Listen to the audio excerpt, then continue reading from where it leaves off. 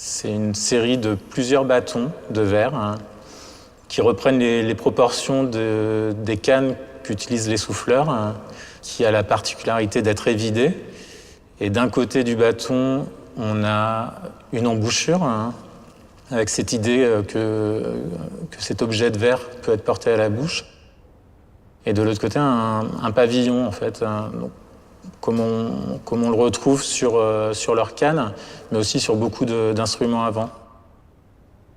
Et les colonnes d'air, c'est un terme qui est utilisé dans le domaine de la musique pour spécifier cette idée de la vibration d'air qui part du corps du musicien jusque dans l'instrument lui-même.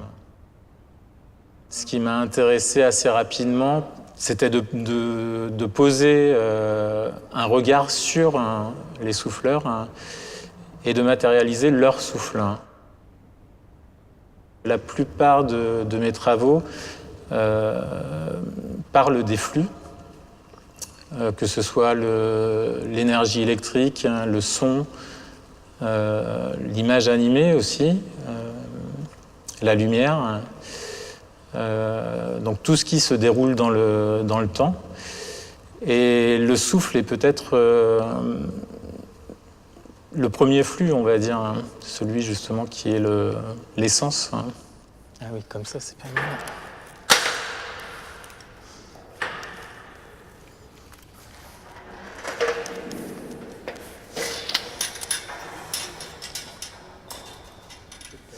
Ouais, en même temps, celui-là, je sais pas si on va le laisser.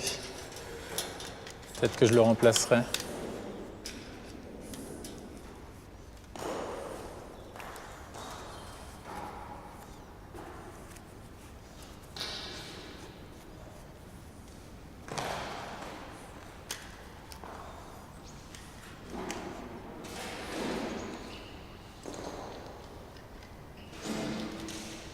Et au Shed, ce qui m'a intéressé très rapidement, c'était cette structure métallique du lieu, donc ce lieu désaffecté, un lieu très marqué qui est une ancienne usine de la fin du 19e, début 20e. Et j'ai eu envie justement plutôt que d'apporter des éléments dans le lieu, de le révéler.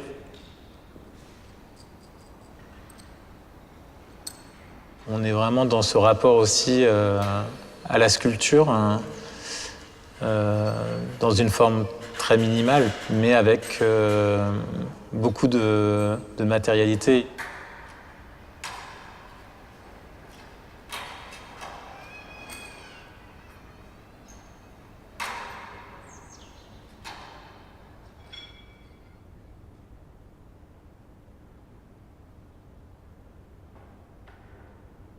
Les contraintes, pour moi, sont des moteurs à la création. Un lieu qui va avoir des particularités, des anomalies, vont m'inspirer beaucoup plus qu'un lieu lambda où on va avoir 4 murs pour accrocher des pièces. Dans cette idée d'arpenter des lieux, des espaces, que ce soit des espaces intérieurs ou extérieurs, effectivement, il y a toutes, on va dire, des couches d'énergie, en fait. Et je suis toujours intéressé par cette idée, justement, de les ramener dans une visibilité ou dans une audibilité, pour ce qui concerne les phénomènes sonores, et de travailler, justement, sur ces seuils de perception, justement, des choses, en fait, que l'on pourrait percevoir, mais qui sont noyés dans un flot de sons extérieurs. Ou alors aussi, ça a été le cas pour certains de mes projets, d'aller chercher des fréquences radionaturelles qui sont autour de nous, mais auxquelles on n'a pas accès.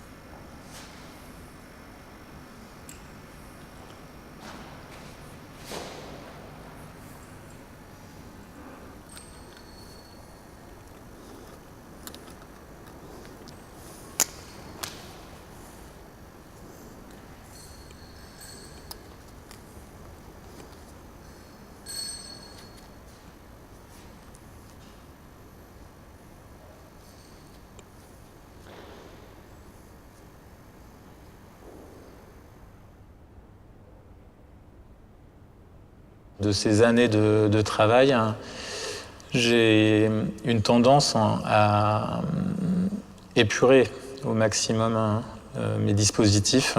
Et je pense que la soustraction, elle existe quand j'interviens dans un lieu, mais elle existe aussi dans ma pensée au moment où je vais imaginer les matériaux qui vont composer l'installation.